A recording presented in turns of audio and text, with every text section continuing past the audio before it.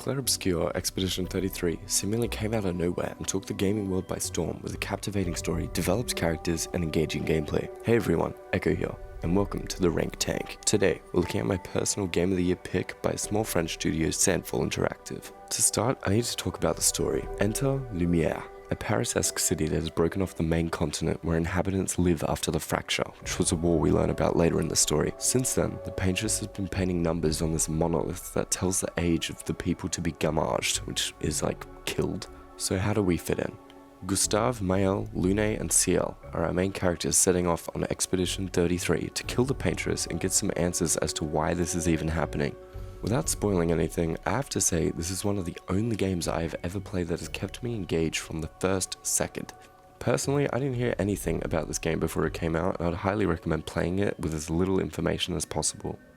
The world building, character arcs, and goal feel real and meaningful. I care about the fate of this world, and the twists and turns along the way keep you at the edge of your seat throughout the whole story. The voice acting is on point, and none of the dialogue feels tacked on or like filler. There's always a reason to learn more about the characters or the world other than just curiosity. There are rewards for listening to party members at camps, huge finds off the beaten path, and journal entries from other expeditions that give hints about what happened before without spilling too much. The journal entries in particular had this sort of morbid quality to them because your expedition is here, which means all the previous ones have failed. Hearing positivity or journal entries that feel like they were going to make it but they clearly didn't. They all died and failed, a fate to be shared by our expedition unless we make it. The stakes are high and heavy, and the characters react to this weight in a very human way. Graphically, this game is a feat too. The sleek aesthetic perfectly contrasts the depressing subject matter and coincides with the grace that the characters hold themselves with. I felt like a badass writing that line, by the way. It is visually striking. Character attacks are cool, impactful, and interesting. The European grace and architecture mixed with this post-apocalyptic theme work really well and sets it apart from other games that are similar. Literally the only negative comment I've heard about this game is that during cutscenes where you have to press buttons to progress the dialogue, the voice and mouth sync is a little off. Nothing much more to say here other than to reiterate, this game looks fantastic. Now I'm not gonna lie, this is only the second turn-based combat game I've ever played in my life. I've never been into this style of combat, but I liked Final Fantasy, so I thought to give it a go. The combat is challenging, especially toward the endgame. It's highly engaging to manage your pictos, skills, and Lumina points for every character. Trying combinations of equipment and ability with character synergy to deal ridiculous amount of damage is super satisfying. Dodging and parrying is difficult and feels good when you succeed. The slight slow-mo at the end of battles feels great, especially after you've been fighting the same boss for an hour with each attempt running upwards of 10-20 minutes.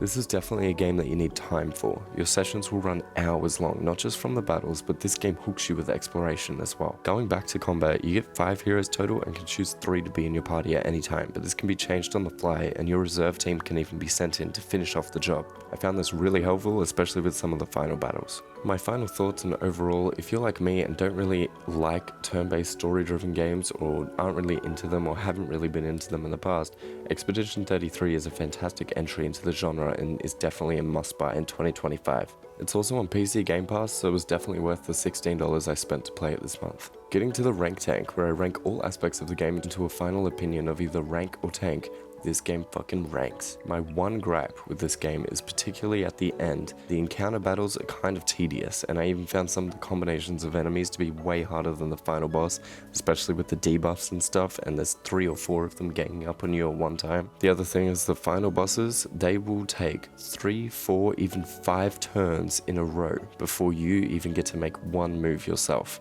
This means that managing things like the debuffs your character has becomes super important, and it becomes impossible to ignore those debuffs. You have to do something to get rid of them. So you have to tailor your playstyle to have someone in your party that can get rid of them, or have a pictos that can manage those debuffs, otherwise you are going to lose. Other than that, it's a fantastic game. I just wanted to make a quick video to give my thoughts of a game as someone who really doesn't play these kind of games and typically is disinterested in game storylines unless it's like Telltale or FromSoft. But thanks for joining me on this quick episode.